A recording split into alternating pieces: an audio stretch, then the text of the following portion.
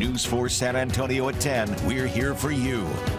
A year ago today, Robb Elementary School in Uvalde, Texas, turned into another killing field in America. Everybody that day has to be accountable for their actions. They still need help, and they need all kinds of help. There's a lot of stuff that needs to be done and hasn't been done until it happens, and then we'll have some type of justice for our kids. Grieving families, honoring lives lost, a community looking for answers in a fight for change. On the one-year anniversary of the Robb Elementary mass shooting, we take you to Uvalde, where the community tries to move forward beyond the tragedy. Thanks for joining us tonight, friends. I'm Jonathan Martinez. Today is a day a community came together to grieve the terrible tragedy that happened 1 year ago today. The day where 21 lives were lost in a mass shooting at Robb Elementary in Uvalde. Tonight, we do have live team coverage from Uvalde. News 4 San Antonio's Simone de Alba and Amanda Henderson have been there all day with family and friends of the victims. They will join us with those stories in just a couple of moments. On May 24, 2022, excitement surrounded the school and small community as the end of the school year drew closer. But in the blink of an eye, everything was turned upside down. 77 minutes changed the lives of everyone in Uvalde. 21 innocent lives were taken that day, including 19 children and 2 teachers inside of classrooms 111 and 112 there at Robb Elementary.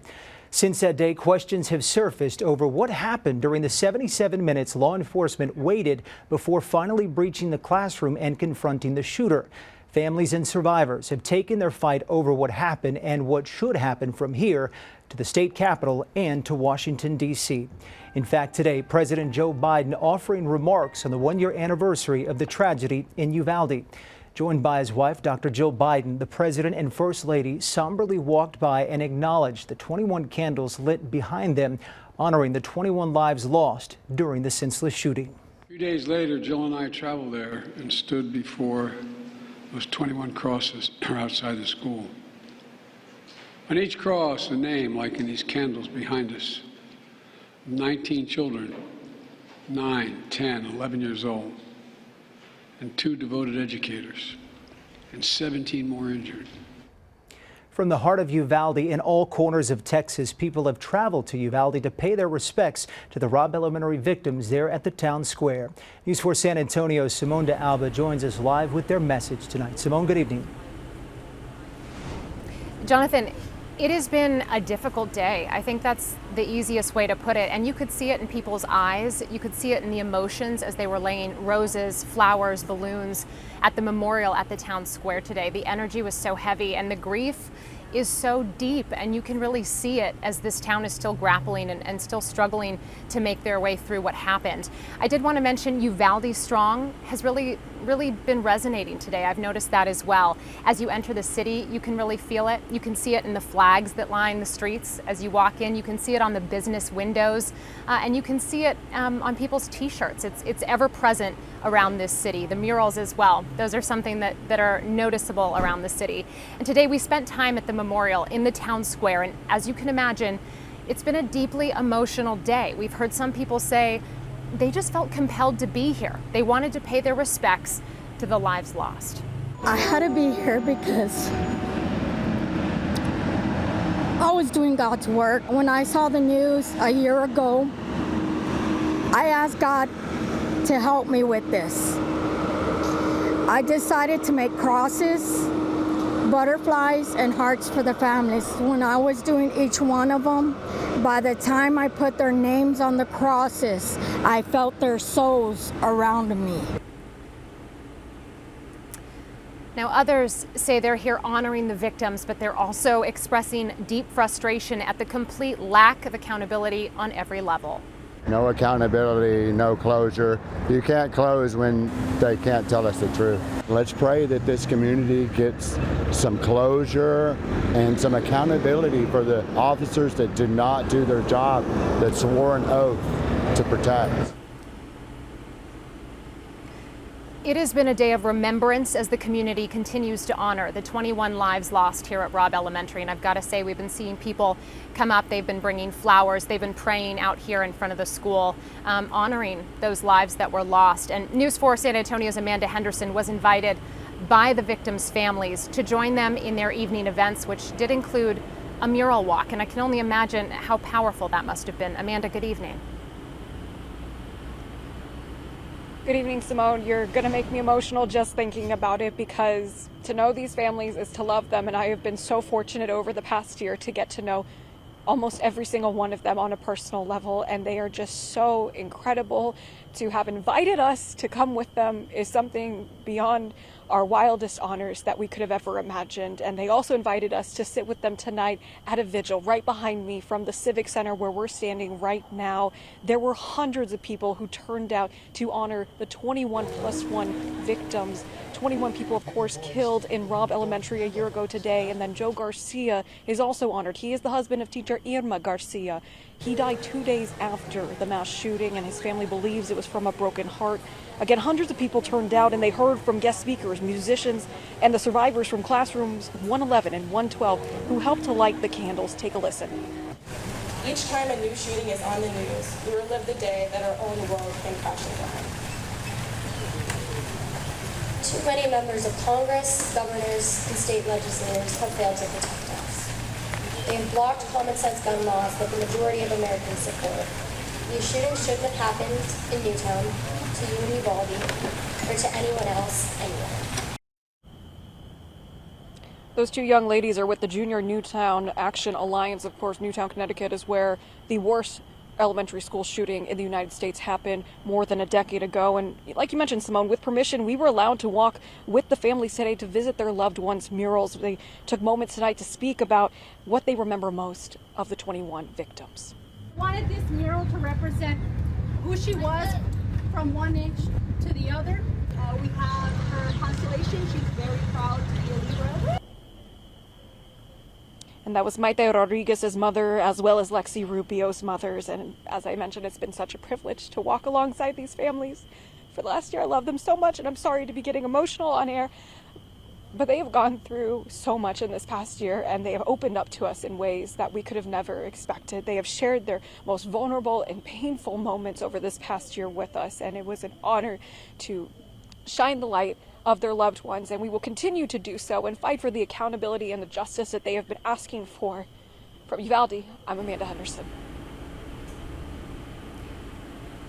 To hear about their beautiful babies and them being vulnerable enough to share with us so we also could learn about them and understand. Amanda, your reporting has been incredible. Thank you so much for sharing that with us. And we did want to mention today, we had the honor of visiting Classroom 112 survivor Jaden Canizales.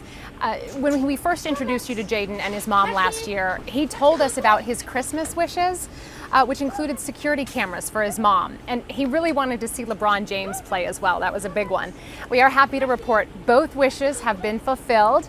Jaden's mother tells us he continues to recover from what he witnessed during the massacre, but he is doing well. We're happy to report. In a few minutes, we'll be looking into what exactly went wrong a year ago today in Uvalde. It's hard to believe it's been 365 days since the massacre that took place here. And we'll talk about one of the major issues that law enforcement faced that day. Reporting in Uvalde, Simone D'Alba. Melissa Vega at the live desk. Well, happening right now as we continue to follow live pictures out of Uvalde for you tonight, remembering the lives lost a year ago. Different entities have been showing support in San Antonio as well. Let's take a live look right now from the UTSA downtown campus. The university saying that they would be lighting up buildings in solemn white. Let's also take you back to Uvalde now, the town square. People have been coming and paying their respects. The memorial still standing, a place where families have marked their first holidays and special occasions without their loved ones. People still out there tonight. And let's go back out to Robb Elementary School, where the 21 white crosses of the victims stand along with flowers and balloons.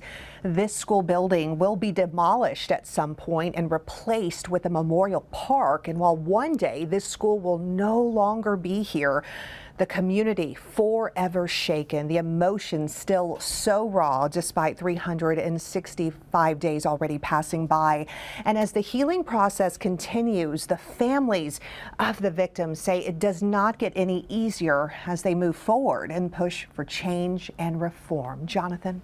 All right, Melissa, thank you for that. Here in San Antonio, local artists are creating their own memorial downtown to honor the 21 lives lost in Uvalde, and they're making it with chalk. They're drawing it, hoping to bring people together. News 4 San Antonio's Chelsea Torres joins us live at the corner of South St. Mary's and East Nueva after talking with all the artists. Chelsea, good evening. Good evening, Jonathan. You know, I want to tell you, yesterday for 8 hours, these local artists were here on this corner creating beautiful artwork.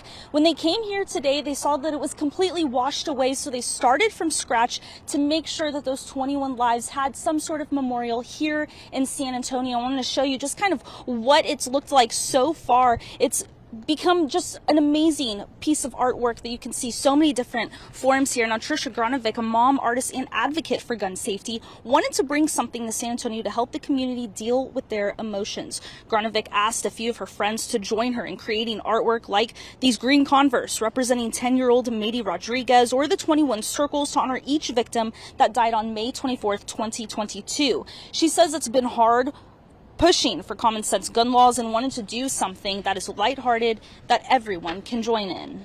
That's all I can hope for, because I'm kind of running out of ideas after going to the Capitol and, you know, talking to lawmakers and talking to voters and writing letters and doing all this advocacy work. It's like maybe art's what's going to save us. Now, Granovic hopes people come out to reflect on what happened in Uvalde. She began her fight after the Columbine shooting, the Columbine High School shooting, and believes the only way people can make a change and support these grieving families is by voting. Just make a point to vote for candidates that are going to protect our kids. That's what I'd like everybody to really think about today.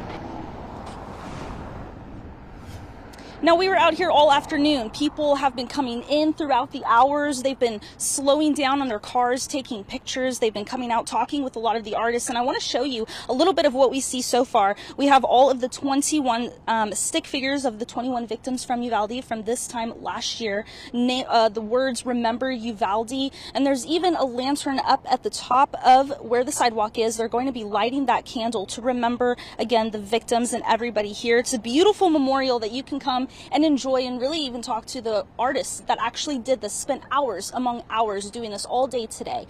And again, just a beautiful way to have a tribute right here in our downtown of San Antonio. Reporting live, Chelsea Torres, News 4 San Antonio. What went wrong 1 year ago today? Still to come tonight, a look at the communication breakdown in Uvalde and what's changed since then. When you think about the things that went wrong a year ago today in Uvalde, one of the major issues was a lack of communication between all first responders. Simone de Alba joins us again tonight to take a closer look at what exactly went wrong. Simone? Yeah, Jonathan, this is fascinating because in the last year, we found that communications for Uvalde County, along with 8 other counties, are actually supported by the city of Austin's communication system. It's called Gators. And the reason for this is because of a lack of funding over the last 10 years. So it's really compounded. We uncovered emails to the governor's office and to DPS that dated back to 2015, outlining the dire need of an aging communication system. Now, those issues were obvious 1 year ago during the deadly mass shooting at Robb Elementary, when there was a major breakdown between all the different agencies who were responding. A year later, some progress has been made. For our school districts, every school district in Uvalde County will receive technology that's being implemented now. It's called a DBA, a dual band amplifier, which that radio system hits that antenna outside of the buildings. It retransmits that signal inside the building for handheld coverage, and the same thing in reverse. Anderson says that in order for the entire border region to communicate, it's going to take millions of dollars, and it's simply money the border counties do not have. Other county emergency coordinators agree. How do you communicate? Well, we'll put up more towers. You can put up all the towers you want, but if you don't have the capacity or the radios to use those towers, it's just like building a big mansion and nobody lives in it. I mean, when you put it like that, it's tremendously frustrating. Garcia says communication is key. when it comes to things like the hundreds of high-speed chases involving human smugglers.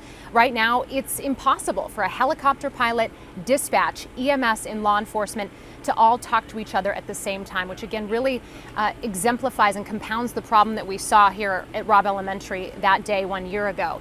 Some experts suggest that one person, perhaps appointed by the governor, should be in charge over the entire state's communication operation, but that is yet to be determined. Reporting in Uvalde tonight, Simone D'Alba, News 4 San Antonio. And back the live desk happening right now. We are following another live picture out of Uvalde tonight, that is, in conjunction with the candlelight vigil Amanda Henderson attended.